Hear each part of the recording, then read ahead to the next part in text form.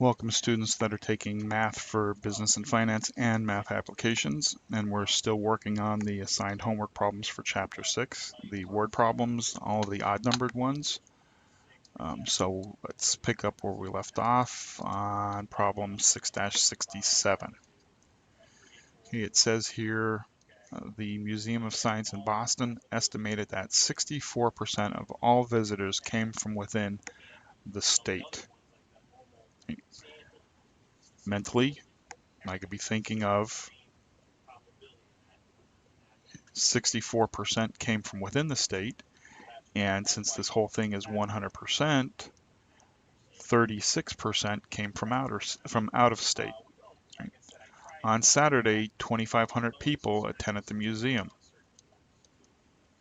How many people attended the museum from out of state? Well, if 100% is the 2,500, all I need to do is multiply by the 36% from out of state, and that gives me an amount of 900 people were from out of state. Simple. Okay. Start out with 100%. 64 were in state. So the opposite, the inverse, the reciprocal, you'll hear those terms, ends up being the 36%. Because why? 100% minus 64% gives me 36%.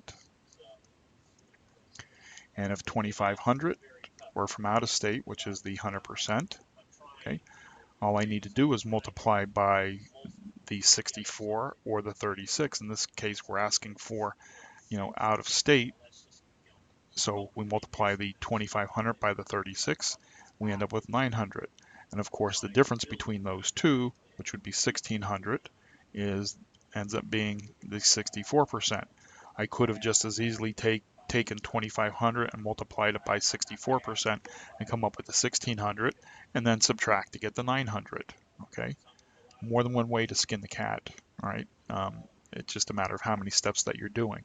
It made no sense. Well, I mean, it does make sense to figure out the in-state one, and then I could figure out the in-state number of people and then subtract to get the out of state.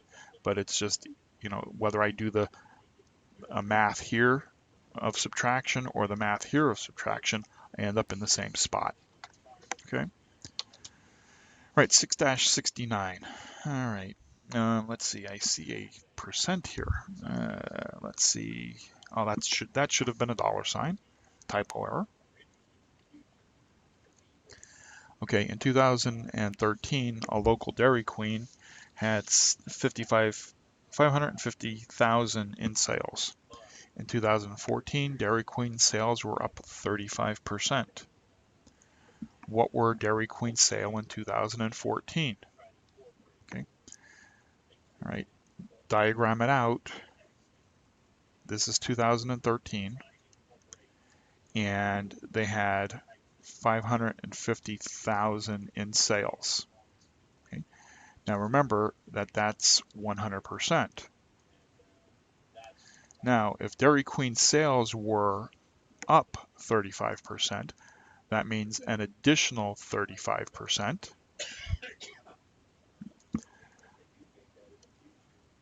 We end up with 135%. And if we multiply that 135% by the 550,000, we end up with, let's see here, let's convert this first. So 135%, move the decimal place over 2 places, so end up with 1.35, that's the decimal equivalent, and then I times it by the 550,000, and I end up with 1.35 times 550,123. I end up with 742,500 in sales for the year 2014. Okay, so real quick, 2013, the total sales was 550,000. That was 100%. And if it goes up an additional 35%, that means it's up 135%.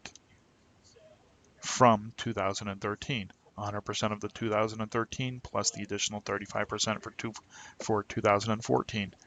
And all I need to do then is just multiply that by the 550,000 and you get your answer.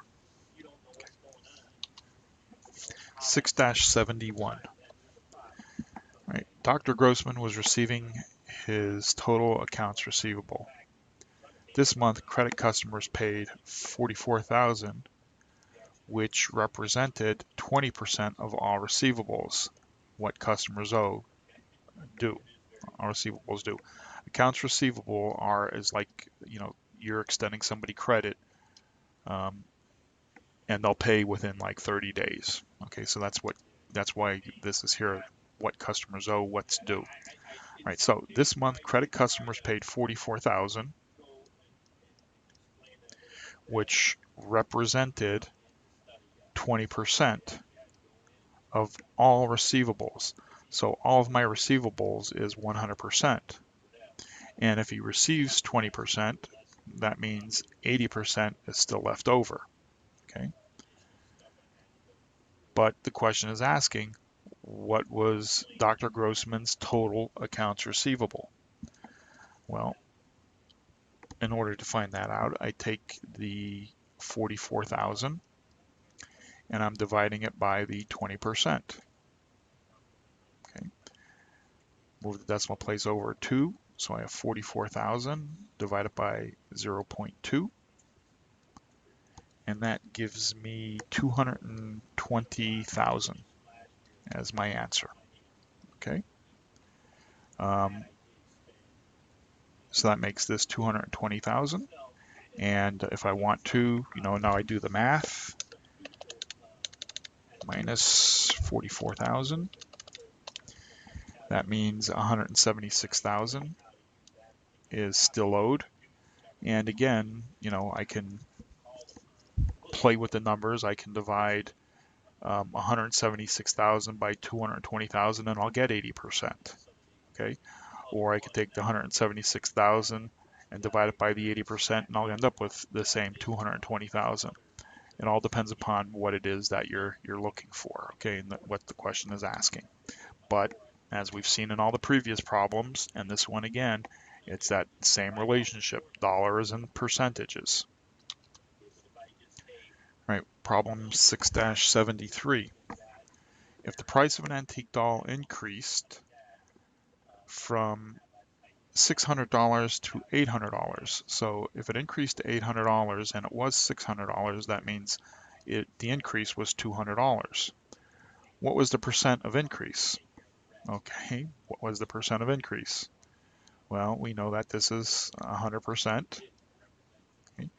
And to get the percentage, okay, I want to know the increase. So I have 200 was the amount of the increase, and I'm basing it upon my old amount of 600, so I divide the 200 by 600, and I end up with 0.3333 on and on, which moved my decimal place over 2 places. I end up with, oops, right, too fast. I end up with 33.3%. Okay. So that's 33.3%. And of course, subtract one from the other, and I get, let's see, 100 minus 33.3, end up with 66.7%. Okay, simple, right? See the relationships again. It's just a matter of what you're asking for. Okay, let's see here. So that was 73, and that was set number 2. So I'm going to stop here, and then we'll pick up with the third of 4 sets in the next video. Okay.